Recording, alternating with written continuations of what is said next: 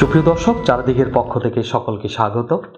আজকে পুরো বাংলাদেশ জুড়ে একটি আলোচনা, সেটি হলো গণভোট। তো আপনি এই গণভোটের পক্ষে না বিপক্ষে, হ্যাঁ নাকি না? তো চলুন এই গণভোট নিয়ে আলোচনা করার আগ মুহূর্তে আমরা জেনে নিই গত এক যুগে পুরো বিশ্ব জুড়ে কোথায় কিভাবে গণভোটগুলো হয়েছে। তো আজকে আমরা সেটার একটা তথ্য আমাদের হাতে এসেছে। আমরা এই তথ্যটি সম্পূর্ণ অথেন্টিক এবং অনলাইন জুড়ে আমরা স্টাডি করার পরে আমরা বিশ্বের বেশ কয়েকটি গণভোটের রূপরেখা কিভাবে হয়েছিল তার উপর আজকে আলোচনা করব। আর আজকের এই আলোচনা জুড়ে থাকছি আমি ইমদাদুল হক লাবলু।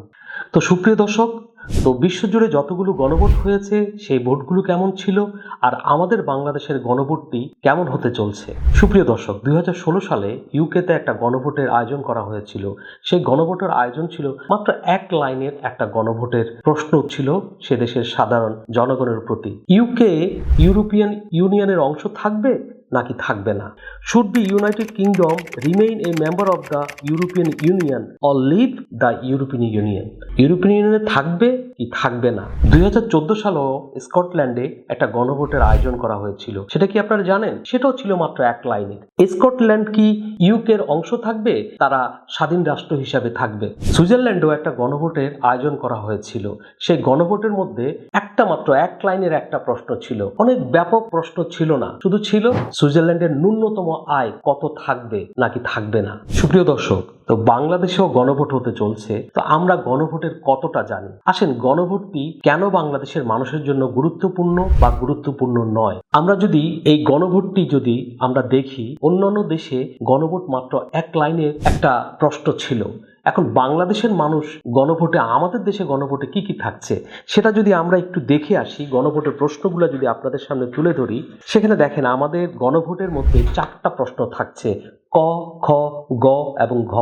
এই চারটার মধ্যে যদি আমি একটাকেও মার্ক করি, শুধুমাত্র একটা পয়েন্ট নিয়ে যদি আলোচনা করি, ক পয়েন্ট যদি নিয়ে আমি আলোচনা করি, সেখানে কি লিখেছে?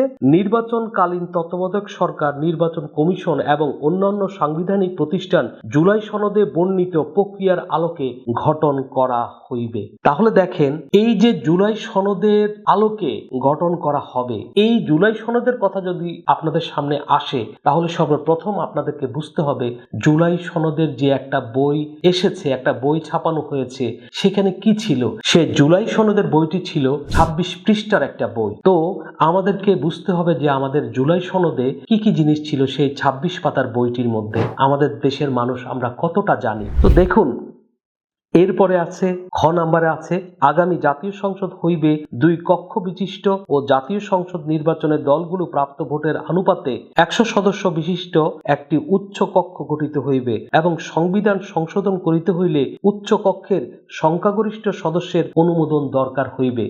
অনেক বড় ব্যাপক ব্যাপার। তো আমার কথা হলো, আমি আর পরের কোশ্চেনগুলো আমি আর পড়ছি না, আপনারা দেখে নেবেন। আপনারা সবাই জানেন সোশ্যাল মিডিয়াতে এখন এই পেজটাই চারদিকে ঘুরে বেড়াচ্ছে, আপনারা সেখান থেকে বাকি কোশ্চেনগুলো পড়ে নেবেন। তবে আমার মনে হচ্ছে এই জুলাই সনদে বা ভোট বা গণভোটের যে ভোট সামনে আসবে, দেশের মানুষ গণভোটটাকে যদি এক বাক্যে দেশের মানুষের সামনে উপস্থাপন করা যেত, আমার মতে বাংলাদেশের মানুষের জন্য বুঝতে অনেক সহজ হতো আসলে গণভোট আমাদের জাতীয় জীবনে, আমাদের বাংলাদেশের জনগণের জন্য কতটা উপকারী বা কতটা অপকারী, বা গণভোট হলে আসলে কি হবে।